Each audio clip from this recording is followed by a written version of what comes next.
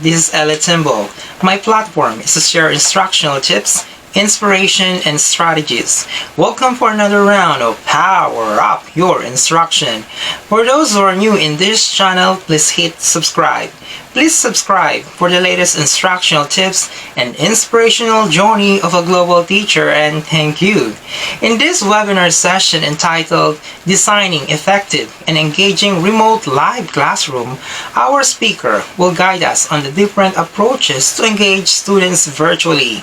Our guest speaker has a solid background in teaching and higher education administration, strengthened by prior middle management experience in a multinational enterprises. Her passion for teaching found its way into gaining extensive expertise in distance online learning, instructional design, faculty training and development, and assessment. As a higher education administrator, she has a proven track record in leading institutions to achieve unprecedented growth in online faculty training, course development, and course offerings. She was the recipient of the Banaag Presidential Award for her advocacy and volunteer work in the field of education. For her work in distance online learning in the United States, she has been awarded the Chancellor's Award for Excellence by the State University of New York, or SUNY. Our guest speaker is Dr. Lilia Huele, and let us start our session with her now. I started this already, so I'm going to go to the next slide. We have our agenda today. This is moving, so some of these, maybe I have more than this because when I started, I have other things that I keep on adding. So I want to start with the icebreaker activity, but maybe I will delay that a little bit. Maybe I'll show some few slides and then we'll do an icebreaker.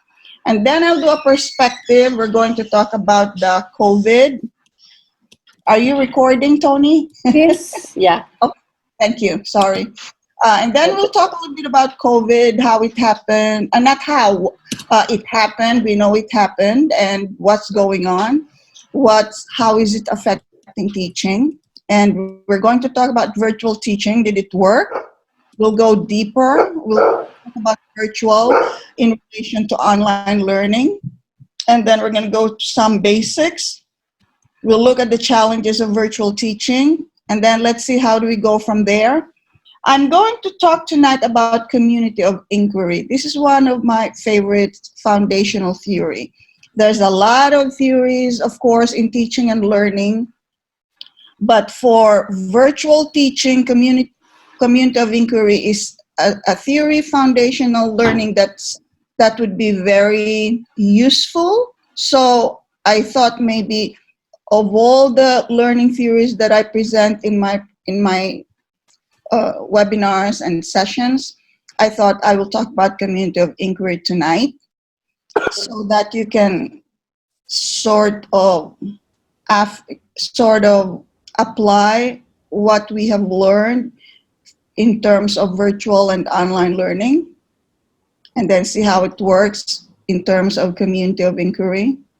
And then I will talk about tips, techniques, software, apps, and whatever else I'm able to show you to give you an idea of how a virtual remote teaching happens. And then we're going to look at some best practices. So I'm going back to this later on, as opposed to diving into an icebreaker activity, which is an interactive exercise. What I will do is, excuse me. What I will do is go into the first part of my slide, which is basically talking about the COVID and also different types of delivery formats, bringing us to virtual and online learning. So let's talk about some perspective. How did virtual remote learning happen? You know, virtual remote, or as mostly accepted, remote learning, how did it happen? It's relatively new. So COVID-19, now we are wearing masks. I see all of you guys there are wearing masks. Thank you.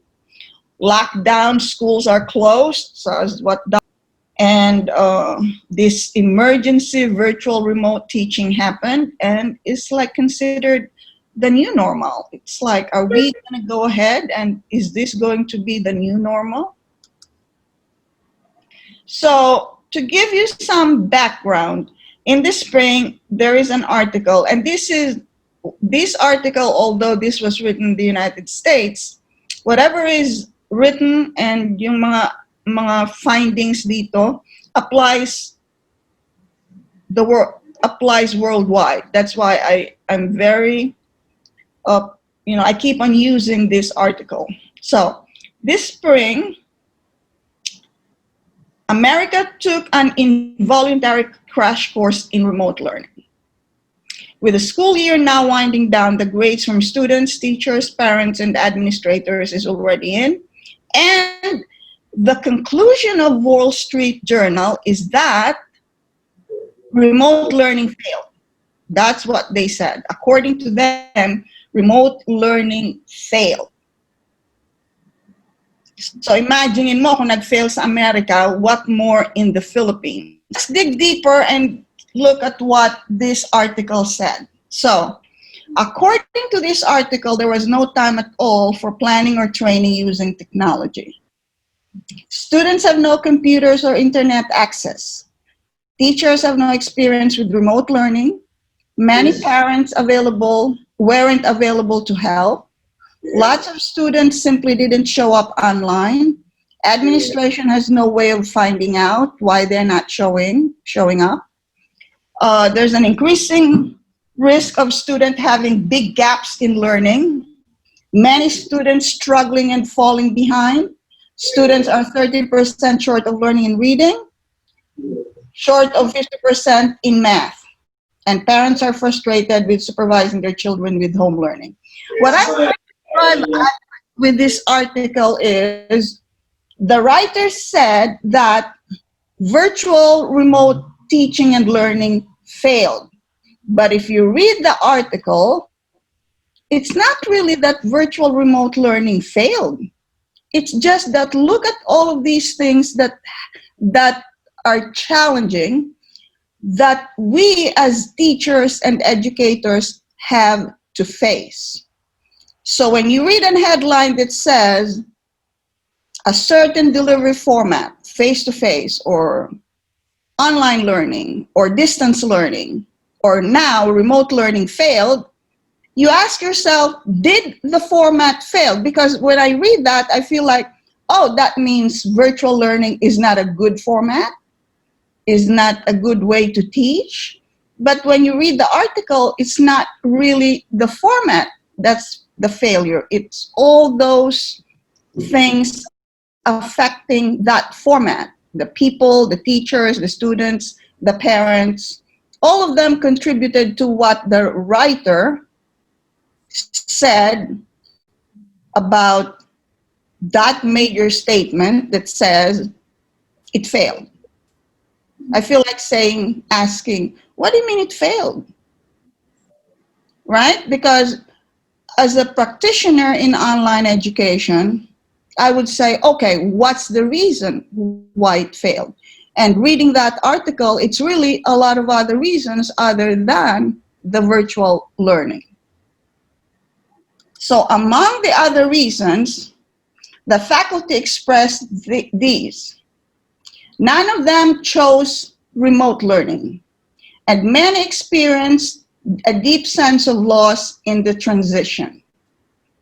Instructors and students, like all of us, were dealing with a deeply unsettled and unsettling personal situation. Faculty members, at least half of whom had never taught online, in most cases had barely a week to prepare for the shift. So, and this is a link. When you get a copy of this PowerPoint, you can click on that link. And if you have cameras, you can take a picture of this and you can research all of these things that I kind of like throw in there as references. So overwhelmingly, students and instructors alike cited a lack of interaction and strong feelings of interaction from strong feelings of isolation from professors and peers. And why is that? Because really, this is what happened. Online virtual distance learning became what you call emergency remote teaching. So well-planned online learning experiences are meaningfully different from courses offered online in response to a crisis or disaster. In other words, all of us, and no one is to blame because everyone is so caught off guard, we were called to perform with nary a training, some with lack of technology, a lot of things that we need to face, trying to figure out a way to teach remotely without training, without exposure, without preparation, and we're caught and we have to deliver. So if we ask ourselves, and if you ask that article again, if you read that article again, the question is, did it really fail? Right? So the question again is, what do you do? Is virtual remote teaching not good enough? Is that really the problem? Or the problem would be all those challenges, all those situations, all those problems that went in this facing this emergency remote teaching. That's basically what happened. So let's agree on what teaching and learning really mean. But before that, since I gave you a little bit of perspective, I want to do so I'm going back to our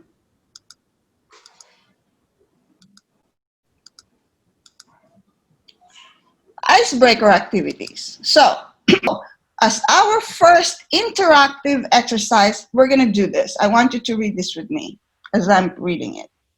So the title of our icebreaker activity is Hope and Fears.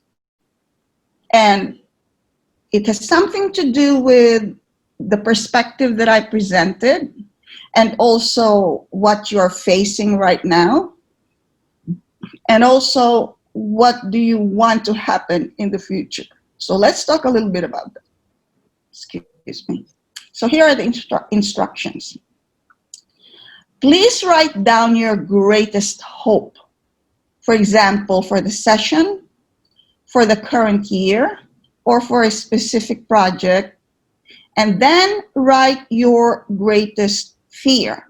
So I would like you to go to the chat board and write your greatest hope. So there are mainly two types of communication methods when you're presenting, when you're teaching online or when you're teaching remotely.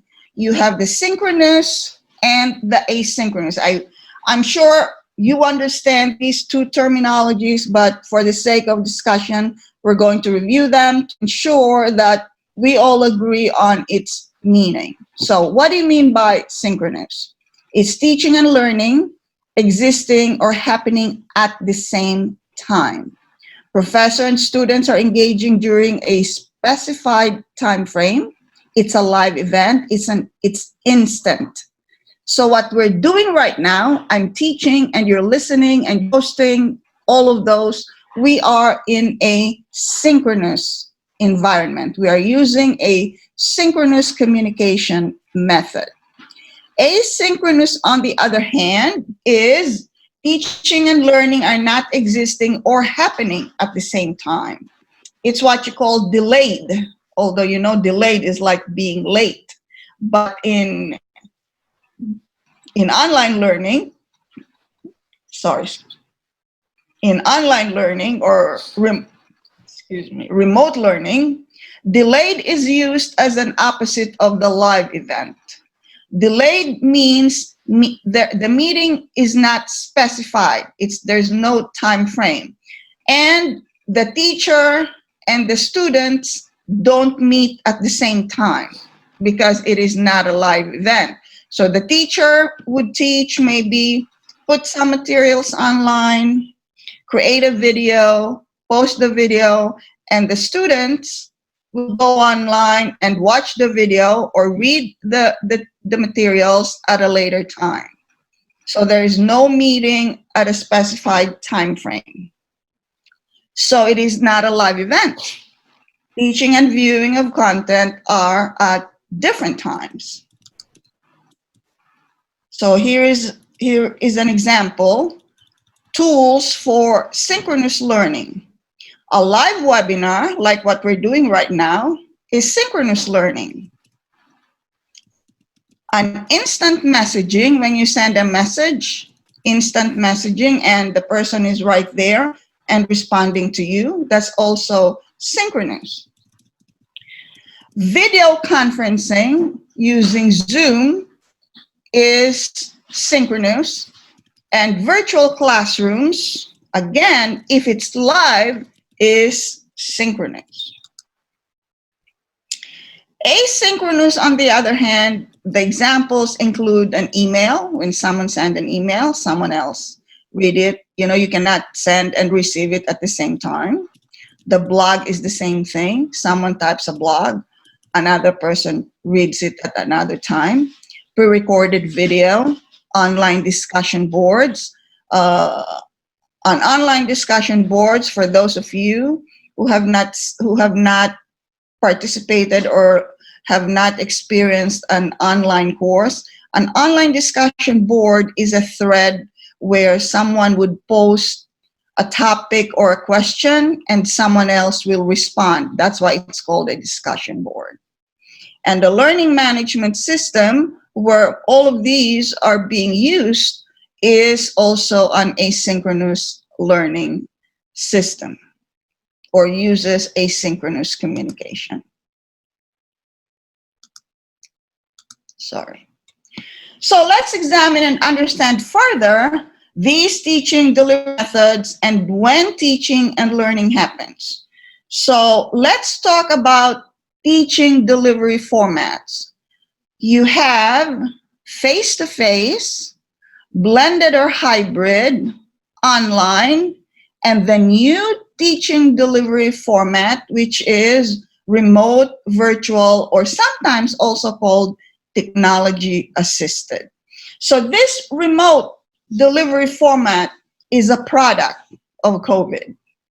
Although we do some live teaching in the past, we were not thrown into a situation where we are asked, when I say we as teachers, we are now asked or required to teach live.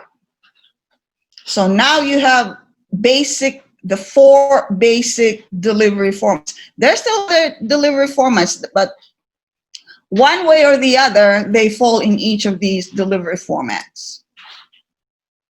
So let's examine each of them. So face-to-face traditional classroom, you're familiar with this. Your traditional classroom, you go to the classroom and your students come in. Sometimes it's web enhanced. That means you're using technology. Sometimes you have a smart board. Sometimes you allow your students to use their laptops. Sometimes you present your lecture by way of a PowerPoint. That's why it's called web enhanced. As I mentioned, it is synchronous. It is live, real time, meet in a classroom, technology not required. You can use the web, but it is not required. Content approval not required prior to delivery. And this is the thing that I want you to really pay attention. In face-to-face classroom delivery, you don't have to develop your content. You may develop your own content, you put it in your own notebook, your own repository, but you are not required to develop content and submit to administrators. Maybe at some point, like maybe especially in the lower grades, teachers are required to submit a lesson plan. But a lesson plan is a plan, like in terms of like what you're going to do, right? You don't have to put your lecture there. You don't have to prepare your test there. Just a plan. So I need you to really focus on that part because that's where the differences lie. And then you have the hybrid blended. As the term suggests, hybrid blended, it's combined. It's combination of face-to-face and online. We have not discussed online yet, so that you may still not understand it well, but when I discuss the online, you'll have a better understanding. So hybrid blended combined is also a combination of synchronous and asynchronous because the face-to-face is synchronous live and the online is asynchronous. So some meetings are live in the traditional classroom. Some meetings are not live, which would be in a learning management system.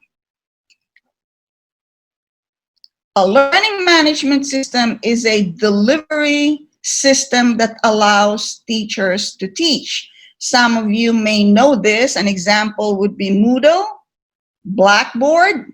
So that's usually the system that's used for asynchronous teaching. You can use something else. You can use actually email. You can even use, I have a teacher at my college, she's using, believe it or not, Facebook, and that's where she teaches. But the idea is that they don't meet live. Technology not required in the face-to-face component, but technology is of course required for the learning management system. Content approval is not required for the face-to-face component, and the online component for the asynchronous, some schools may require content. And I'll tell you why that's important when I talk about the online. And here is the third delivery format, online distance learning. It's called different ways: online education, online learning, distance learning. And this is the traditional online learning. It's asynchronous. All meetings are not live. You meet online in a learning management system.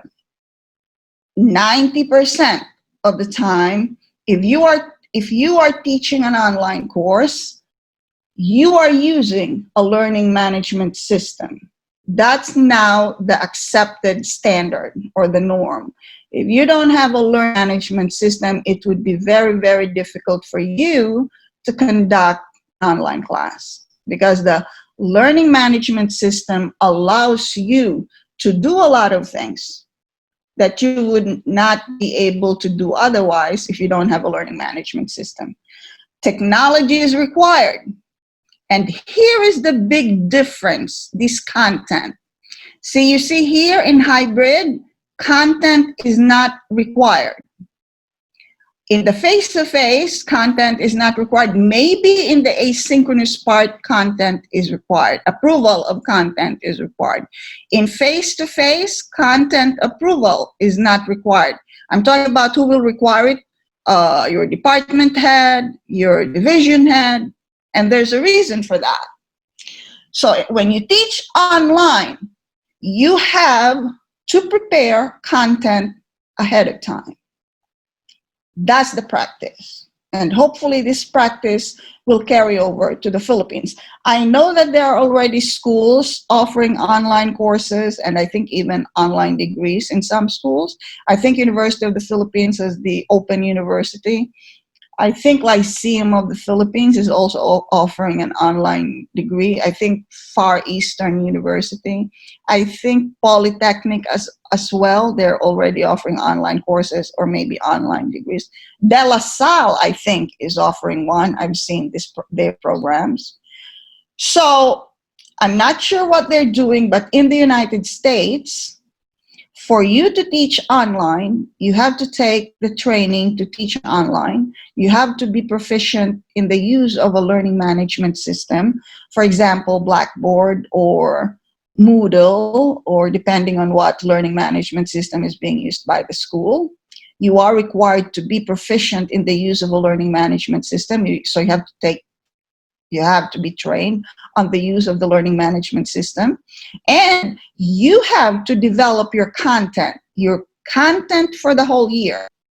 So if you're teaching algebra online, you have to develop all of the content online before you start, before first day of class. Other environments would be like maybe you will prepare content a week before or 2 weeks before, right?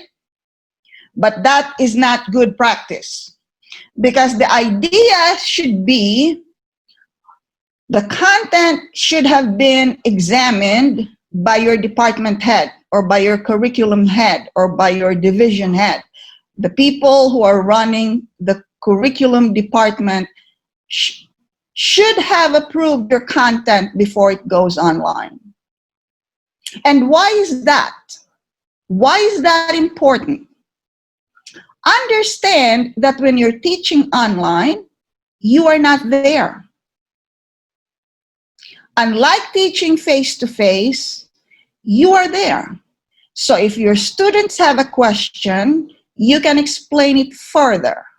You can twist and turn, explain your content in different ways to make sure that your students understand what you're teaching. You do not have that luxury when you're teaching online.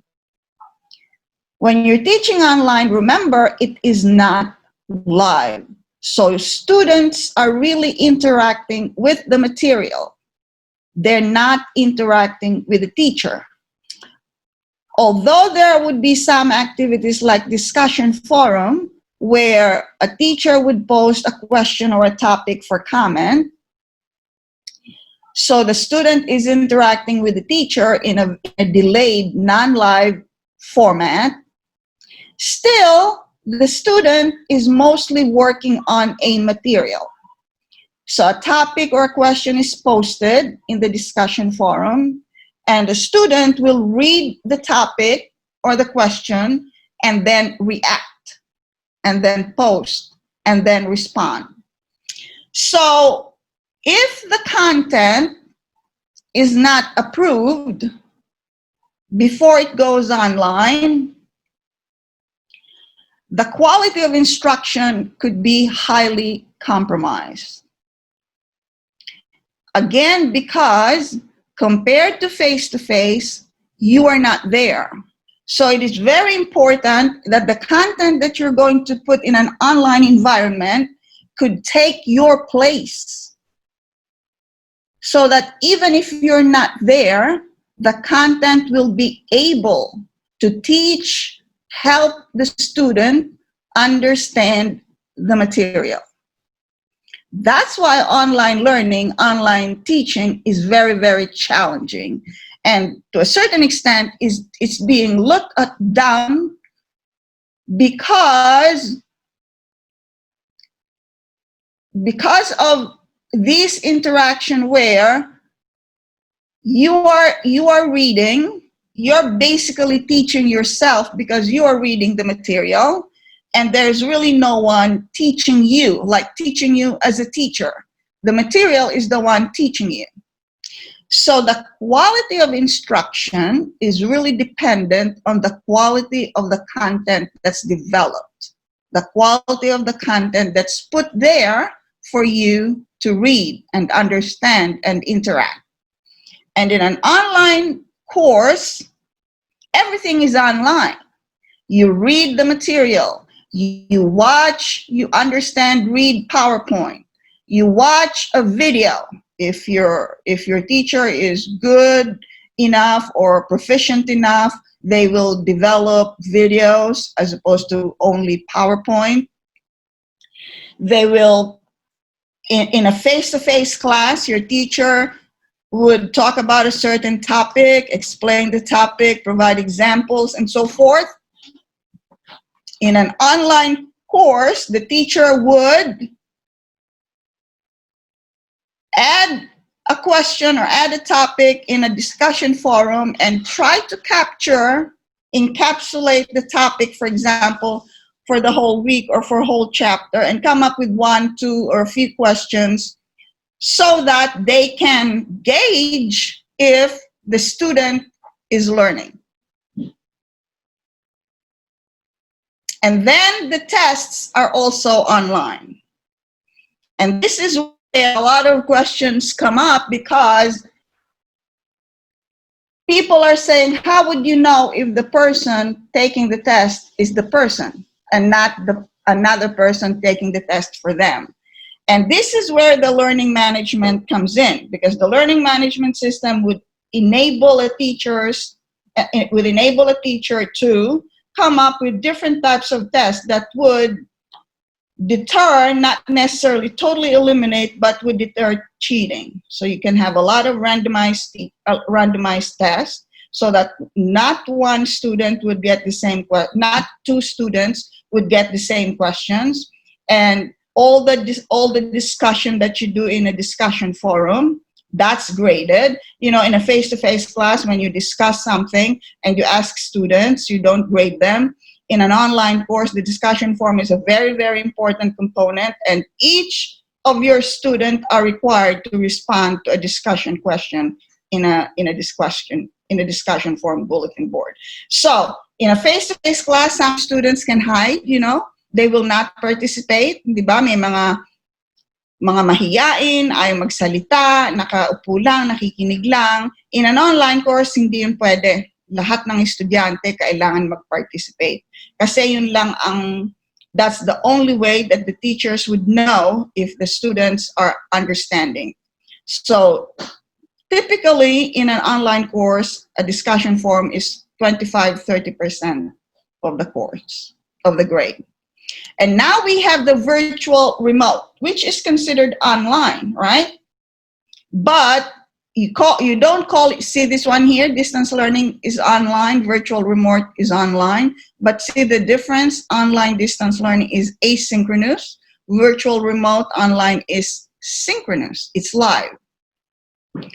Again, you meet at the same time, just like what we're doing right now. Technology is required and content is not required.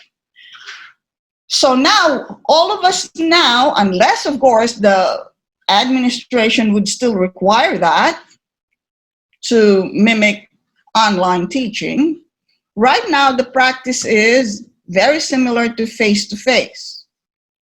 You're teaching like you're teaching face-to-face, except that now you're teaching using Zoom. Instead of you, the teacher and your students coming into the classroom and meet there, no, you meet online. So please remember those four. It's very, very important for you going into this virtual remote environment to understand what's the difference. And here are some just to show you a little bit of graphics here. Face-to-face traditional, you are very familiar with that. And this is the blended. So on the left side, you can see the face-to-face, and on the right side here, you can see a student at home, right? So that's combination of online and non-live classroom.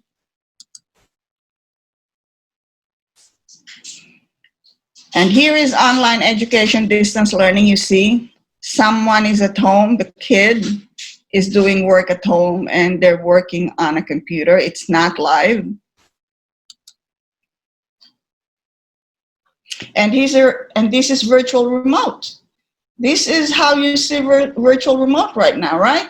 Here is a screen that you as a teacher will see, and that's how your students will participate. You use live conferencing. You can also use Blackboard Collaborate, which is a live conferencing tool of Blackboard. And it's like face-to-face, but except you're using technology. So for our purposes for this session, we are going to focus on two formats. online learning, which is asynchronous versus virtual remote, and then we will narrow it down to virtual remote. So let's get some definitions to, some kind of a encapsulation of what I've been talking about, plus more. Let's go over here and understand what online learning, understand it more, what online learning is all about. So online learning, online education, including online teaching and learning, has been studied for decades. Online learning has been here. It started as correspondence course, and then it became online education, and online education lent some credibility to what you used to know as correspondence course. In online learning, there are numerous research studies, theories, models, standards, and evaluation criteria to focus on the quality of online learning, online teaching, and online course design. You have to design the course.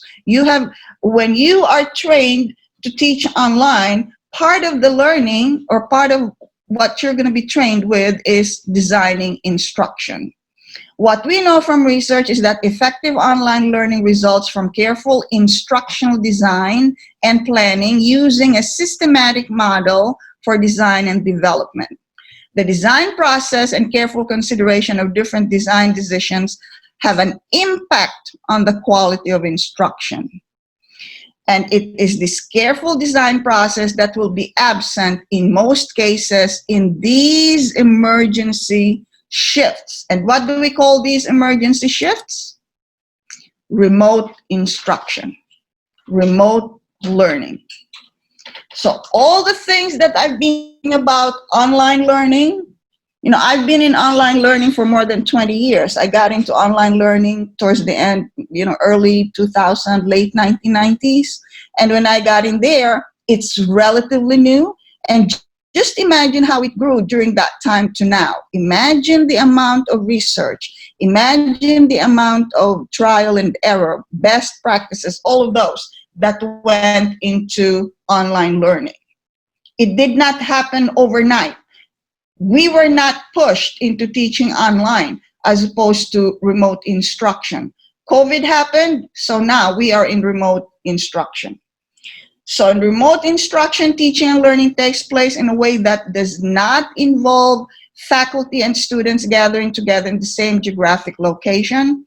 It may include asynchronous or synchronous faculty to student engagement. Goal should be to support active learning and meaningful engagement while leveraging similar activities that align with the college's learning outcomes. And here is the deal here. It does not have the backbone of online learning. So your ability to teach face-to-face, you bring it into a remote instruction and you use Zoom. So you can just imagine the challenge. It's already challenging to teach face-to-face. Now you have to teach live using technology. So not only that you have to be proficient with your content, you have to be proficient with technology. And when I say technology, you're talking about tools of engagement, interactive tools, assessment tools. So just imagine the challenge that we, including me, I have to learn all of these things, and I have to be ahead of you guys. First in my department, because I'm in charge of a department, and also in my teaching, and then now being involved with sharing all of these with people, with colleagues and practitioners like you. So just imagine the amount of time that I need, that I have to do, I have to put together to be able to present, for example, a webinar, lecture, workshop session like this. And just imagine as well when my school was thrown into this COVID and I have to figure out, okay, what are we going to do? Right? So you can imagine. So I remember in March, around mid-March, it was like, I think it was a Wednesday or a Thursday. And we were told that we have to go home because something is going on about COVID.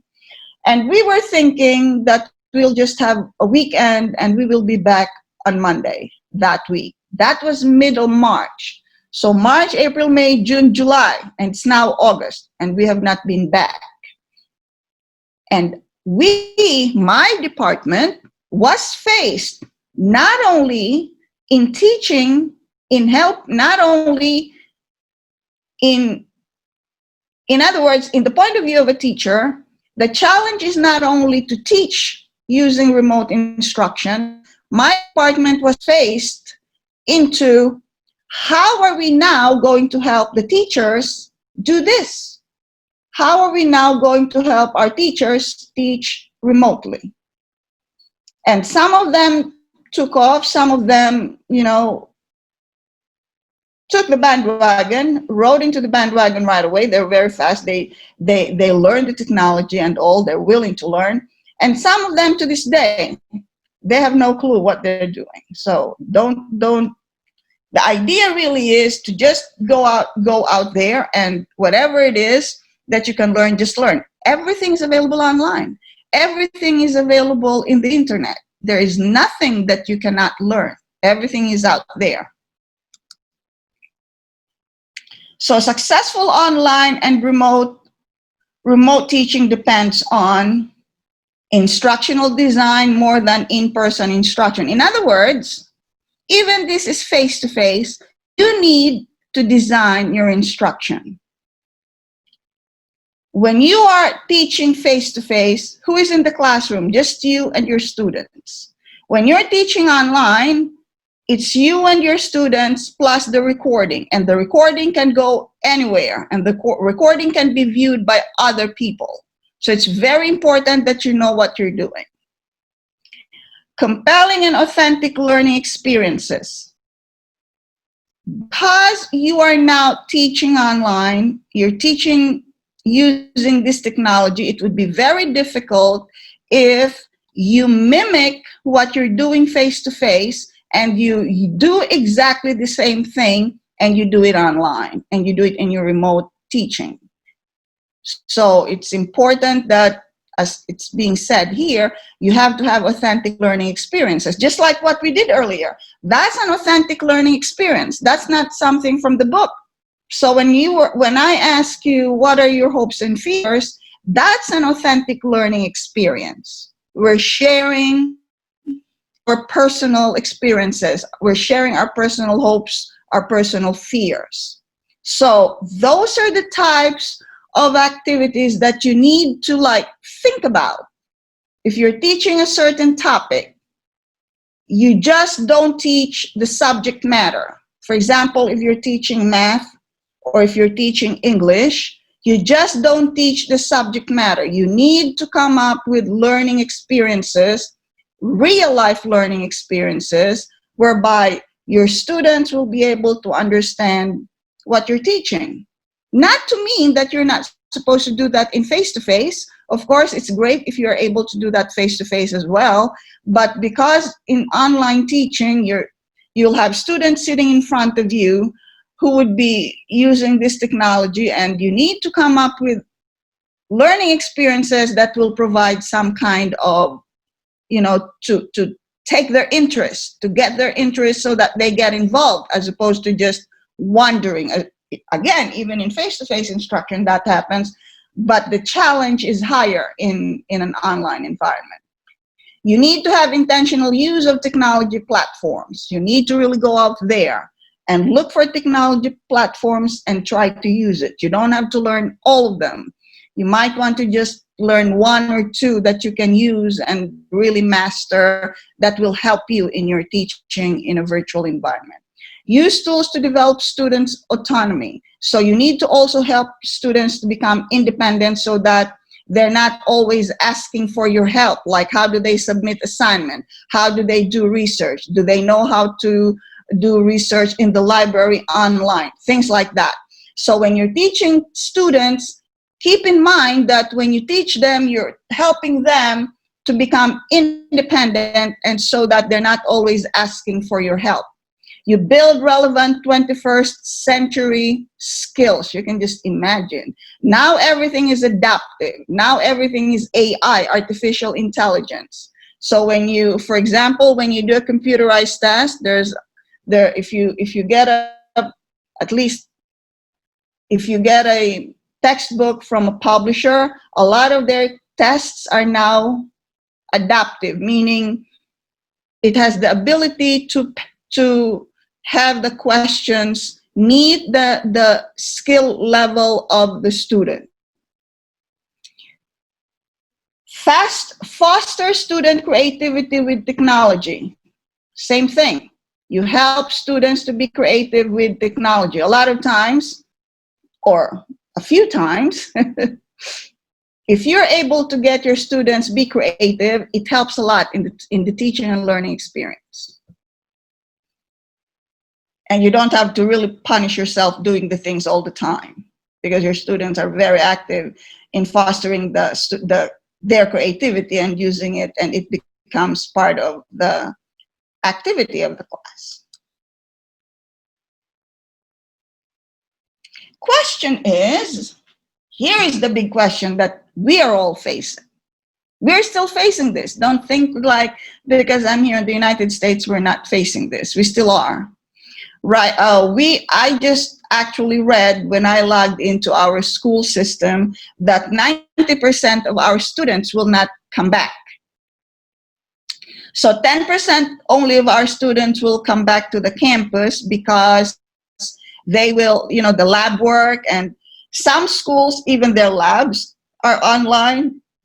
In my school, for some reason, our labs are still not online. So I think that our lab students will have to come to the college. So that's all. Those are the only courses that there's face-to-face. And chances are, if they get COVID, that too will be online. So the big question is, how do we transition? How does a teacher transition from face-to-face to virtual remote teaching? That's what you ask yourself. How are you going to transition?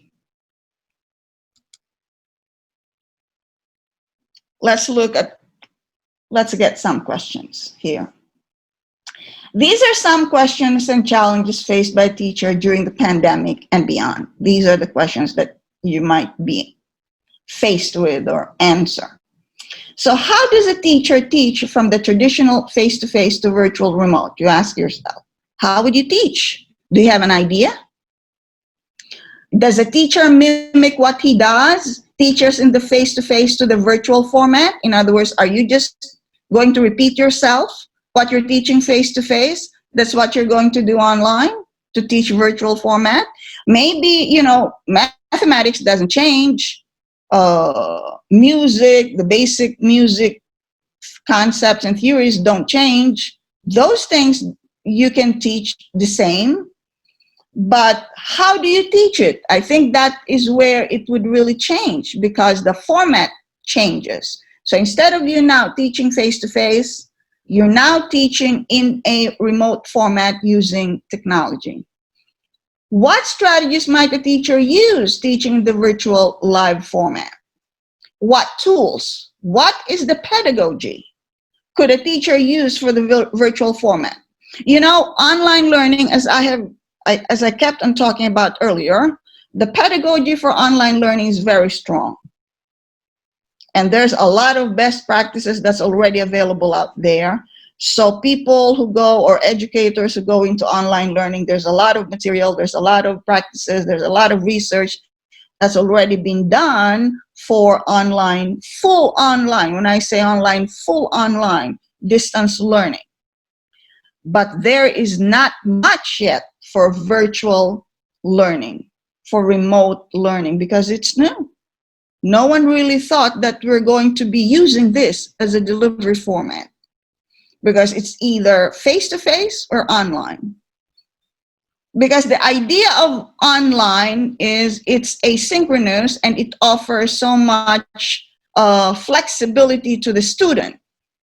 If you're teaching and attending a face-to-face class, you go there on a scheduled time. And if you're taking an online course, you don't go there at an appointed time. So you could be a police officer, you could be a flight stewardess, you could be, maybe if you're a housewife, you may be pregnant.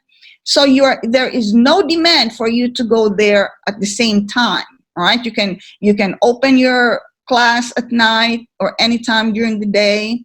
And that's really the selling point of an online course. That's why the remote class, which is also live, did not really have a place, because if it's live, why will they have to go online? They'll just go face to face, right?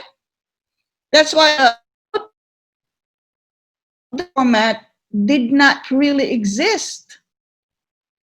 Because if you are to go live, why would you rather attend the class? Why don't you just go and attend the class face to face? But the pandemic happened. Now we cannot be together, be less than 6 feet. And here you cannot have more than 10 people in one room. And if there's more than that, you make sure that you have the mask, all of these social distancing and so forth.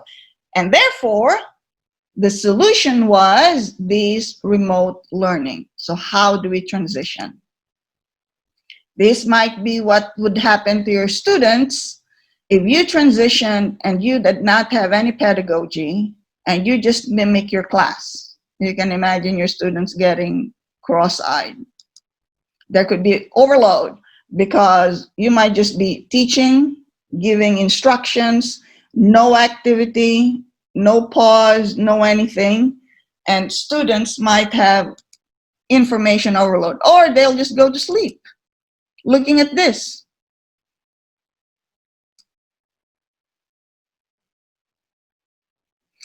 So let me just give you some guides to effective remote instruction. This is available online. I'm just giving this to you. And when you get a copy of these, we are going to make this PowerPoint available where you can find it and you can log in and see it online. I think I can either put it in my Forma Summa, or I can ask my organization Kaisipan to put it there. We have an online channel, a YouTube channel, and we can put it there so you can access them. So here, this one here, as you can see, these are live links. So these are guides to effective remote instruction. Set up a well-organized digital classroom. If you want to know more, click there. Teach synchronously with video conferencing. Provide instruction asynchronously with pre-recorded tutorials, and so forth. These are guides to remote instruction. I'm not going to go there in depth, but when you get a chance, you can go there in depth. We're going to build this. We're going to, in the process, moving forward in this training, in this webinar, we're going to talk a lot about what's in these boxes. Like personalized learning and engagement platform, we will talk about that. Make students think visibly, that we're going to talk about that in another form, okay? But I made this available to you so that you can use them as a resource. This is me making you autonomous.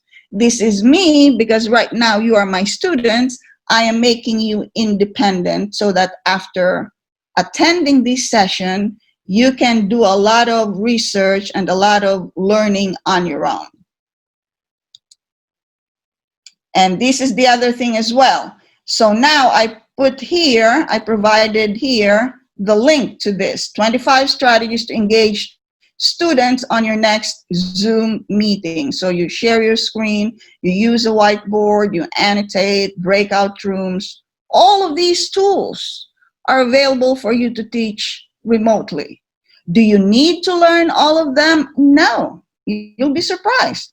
You master one or two of them, like share your screen, of course. If you're teaching using Zoom. You really need to know that. Whiteboard, I hardly use whiteboard, but if you're teaching mathematics, whiteboard would be very useful. Okay, breakout rooms is very good for when you're doing group work, right? So these are the tools that you can use, and that's a link. So at this point, let's take a pause and check our understanding. Let's see, what are we going to do? Okay. So let's examine the differences in these formats. Just a little pause, let's see what we've absorbed so far. Is virtual learning the same as online learning? What's different? Which one is most challenging? Which one do you prefer and why? So I'm going to bring you back to the chat board and let me see what you picked up from my last, all those things that I've been talking about the four modalities for delivery. And let's get back to our chat board. Okay?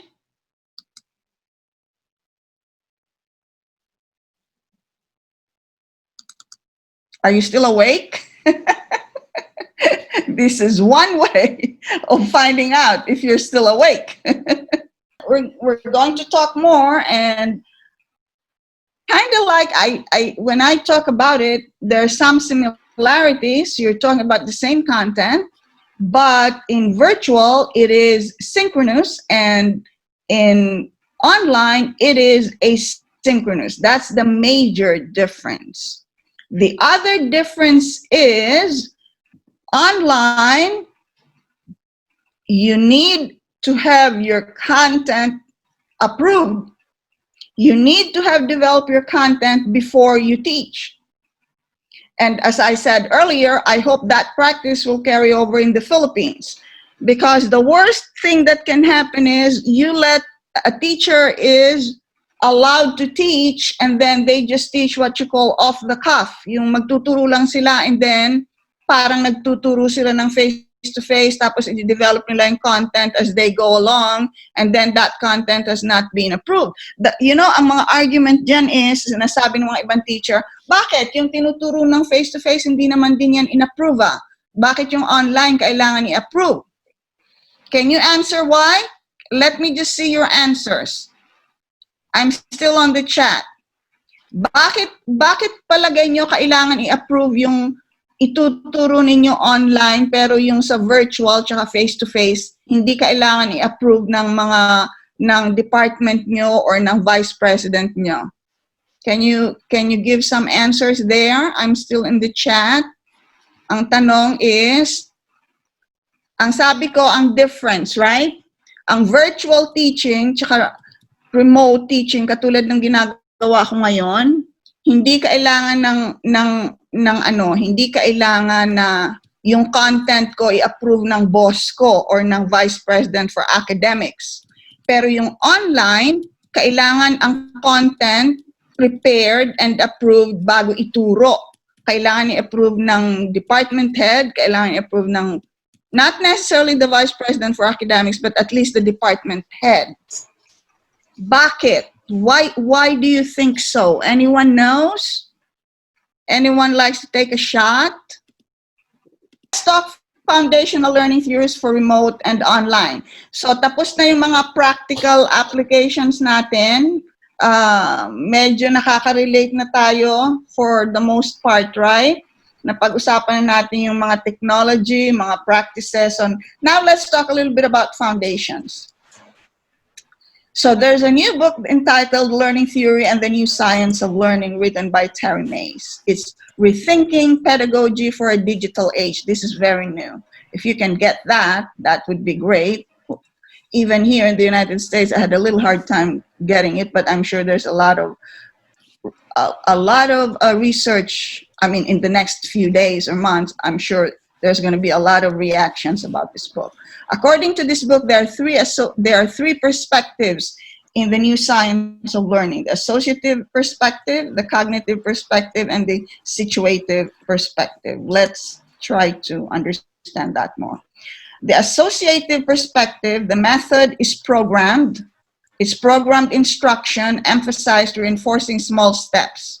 Online learning, ganyan. What predicts what are assumed to be acquired through experience. That's why associative. Relationship can be temporal, what follows what, or structural, what goes with what. Emphasizes linking of elementary units, can be external. Main task of designer is to organize the subject matter into a sequence that lead eventually to mastery. After each step, a question or test problem required a response. So, programmed instruction ang really what you need to remember in terms of associative perspective. The other perspective is cognitive. I'm sure you're familiar with cognitive, being that your teachers. It encourages active pursuit of understanding, help learners achieve understanding, constructivist. It follows Piaget's argument. Conceptual development depends on active personal exploration and so forth. This is nothing new to you. You got the doctors and the masters in education. I'm sure you can teach this cognitive perspective. The key aim is to create a situation in which a learner will have to expand efforts in reflection and self-explanation. And the approach is very constructivist. Learning can be enhanced through technology, not by amplifying information, but by designing tasks and tools. See that? Learning can be enhanced through technology, not by amplifying information, not by lecturing, but by designing tasks and tools. Okay? So yung cognitive, ang uso na ngayon ng cognitive teaching, puro activities. Magbibigay ka ng konting lecture, but you have to do a lot of activities. And the third one is situative perspective. Moves the focus away from the individual learners, shifted the unit of analysis to the activity in which learning would take place. Individual learning is shaped through influence of other people. Yan ang importante dyan. Individual learning is shaped by influence of other people. Much of learning is by proxy or vicariously through observing and consequences of others' behavior. Emphasize the importance of learning group. Learning through interaction with others in the context of wider culture, or otherwise known as social constructivism. Which I'm going to bring you to the one that I really want you to focus, which is community of inquiry. Right? Some of you must have met community of inquiry, or COI. There's so many learning theories and learning concepts that abounds, but I thought this one is very, very relatable and very useful when you're teaching online. What is community of inquiry? A community of inquiry is a theoretical, the community of inquiry theoretical framework is used to describe how students learn through active engagement. Remember, active engagement with questions or problems or inquiry guided by a variety of interventions. So learning is done through active engagement with the use of questions or problems. So you teach by way of asking questions. You're guided by a variety of interventions. An educational community of inquiry is a group of individuals who collaboratively engage in purposeful critical discourse and reflection to construct personal meaning and confirm mutual understandings. It's a mouthful. Let's kind of dissect it. Educational community is a group of individuals who collaborate and engage in purposeful critical discourse. Critical meaning mostly cognitive, and reflection to construct personal meaning and confirm mutual understanding. You'll understand it more when you look at the theoretical framework. and the components of community of inquiry, the different types of presence. A theoretical framework represents a process of creating a deep and meaningful, which is collaborative, constructivist, learning experience through the development of three independent elements: social, teaching, and cognitive presence. What this basically means is when you're teaching in an online course or when you're teaching in a virtual remote environment, you need to have social presence, you need to have teaching presence, and you need to have cognitive presence. What do you mean by social presence? It's the ability of participants to identify with the community, communicate purposefully in a trusting environment, and develop interpersonal relationships by way of protecting individual personalities. So yung ginawa kong icebreaker activities, that's an example of social presence. You know, you're making your students more comfortable. You engage them and you ask questions that's easily relatable. That's an example of social presence. The other type of presence in community of inquiry is teaching presence. Ito na yung teaching, right? The design, facilitation, and direction of cognitive and social processes for the purpose of realizing personally meaningful and educationally worthwhile learning outcomes. Teaching presence means you have to teach. In COI, teaching presence means you have to teach. Kasi ang nangyayari sa online, ang mga teachers, pag nag-develop sila ng content, akala nila hindi na sila magtuturo. Pwede na nilang paandarin yung kanilang content on its own. Not really. You still have to run the online course. You still have to run the virtual remote course. You still have to be present. You still have to design. You still have to facilitate, just like what I'm doing now. You still have to provide directions of cognitive and social processes for the purpose of realizing personally meaningful and educationally worthwhile learning outcomes. And the last presence is cognitive. The extent to which learners are able to construct and confirm meaning through sustained reflection and discourse. Yung discussion forum, yung pagka nagtanong ang teacher mo or naglagay ng isang topic na magre-react ka, that's an example of cognitive presence. There's thinking to it, you construct and you confirm, and you create your own meaning. Some of you guys, I was debating if I have to bring in Bloom's taxonomy. If you look at Bloom's taxonomy, cognitive presence would be at the higher level of the taxonomy. You know, you ask questions that would involve like, how do you apply, or synthesize or create something? So when you ask those questions, that means you have what you call cognitive presence. So let's explore community of inquiry more, right? So this theoretical framework, pedagogical model designed to offer ways of learning that are adaptable, collaborative, engaging through process as well as content. Framework for any learning activity, but is well suited to increased opportunities in online environment with access, engagement, and interaction. And here is the Venn diagram of community of inquiry. Let me just go into that. So you have the three presence, right? So this is the social presence. So what does social presence do? It allows engagement with participants. See that one? Engage. You engage with participants. If you don't engage, there's no social presence. Cognitive presence, engagement with content. And teaching presence, engagement with goals and directions. You engage, you provide goals, you facilitate, and so forth. And then there are overlaps. So the social presence and cognitive presence overlaps, and there is what you call a discourse. It supports a discourse, or a dialogue. The engagement and the social presence and teaching presence, it creates the climate.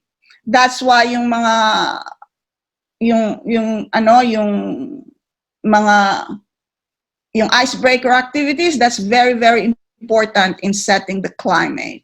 And cognitive presence and teaching presence, it regulates the learning. Okay?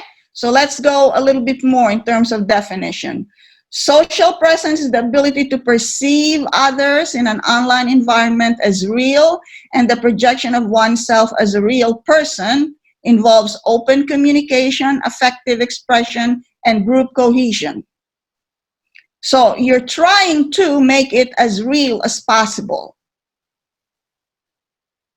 Yung cognitive presence is the extent to which learners are able to construct and confirm meaning through sustained reflection.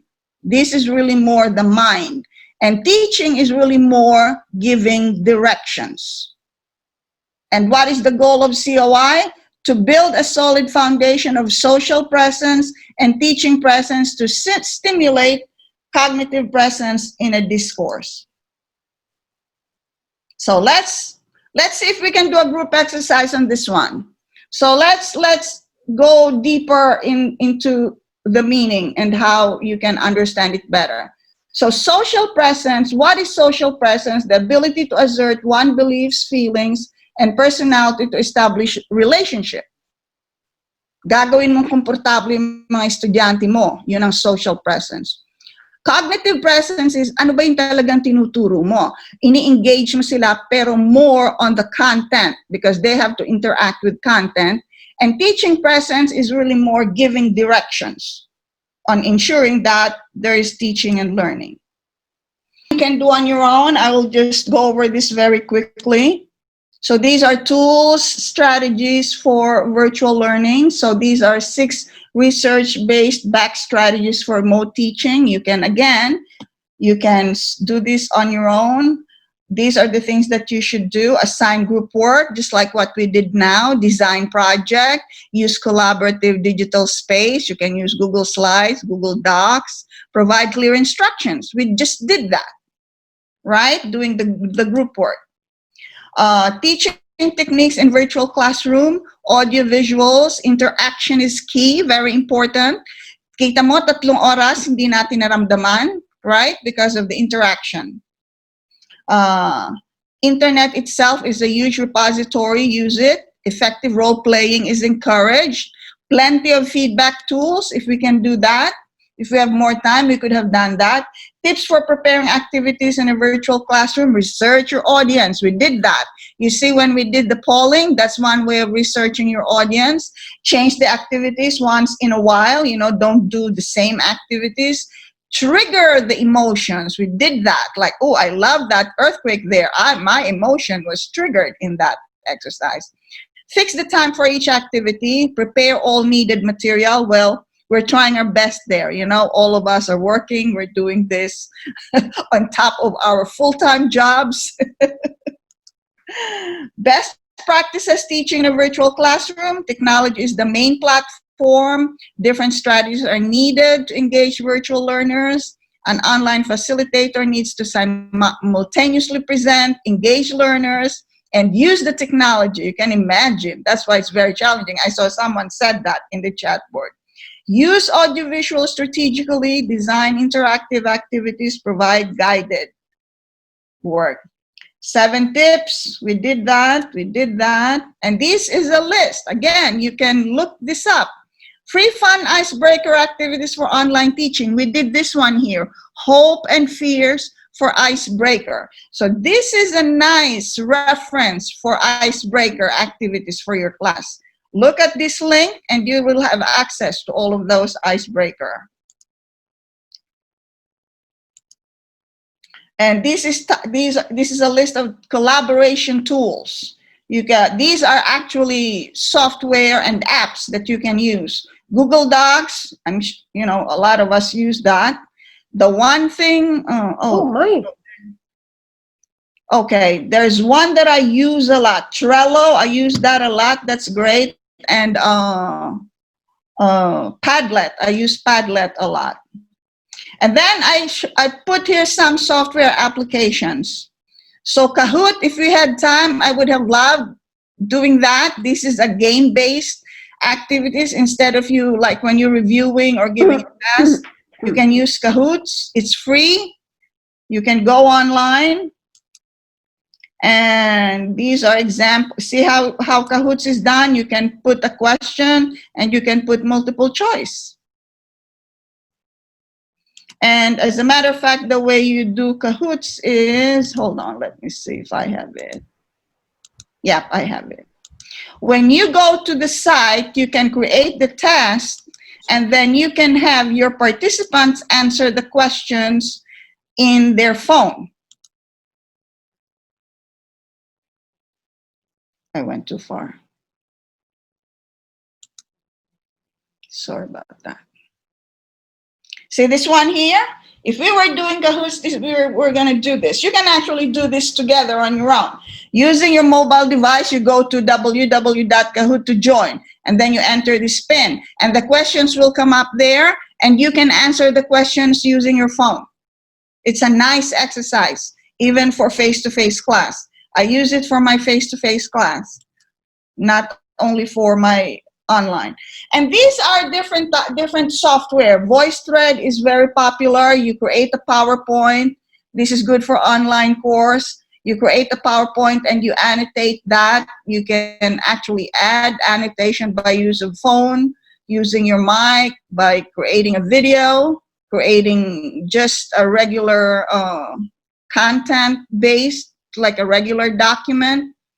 You can research VoiceThread as well. I'm not sure if you can do this in the Philippines, but hey, why not? I made it available there just in case you want to search it. We use that a lot. This is how VoiceThread works. So, for example, here is a student. These are her classmates, and they're talking about something, but this is not live. So, for example, they will be watching a film, or they will have something to talk about. And what they will do is they can actually react. They can put their reaction to whatever their, let's say if your professor, your teacher created, if you created a PowerPoint presentation, you want them to read it, you want them to respond and react to the PowerPoint, they can use VoiceThread. And Screencast-O-Matic is very similar. And Screencast-O-Matic, you can actually get Screencast-O-Matic for free. I'm not sure if you can get something for free for voice.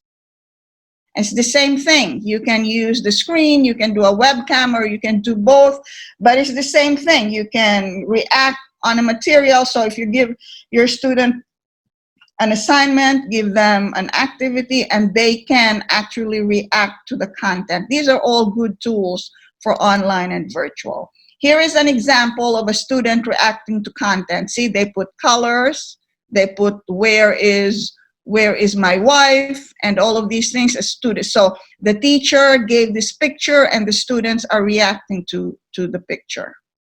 See how that works. See, these are the things that are important that you need to do when you're teaching online and when you're teaching and when you're teaching virtual, because as I've said, you're not there. Okay, so now this is our last activity, and I hope you find this really nice.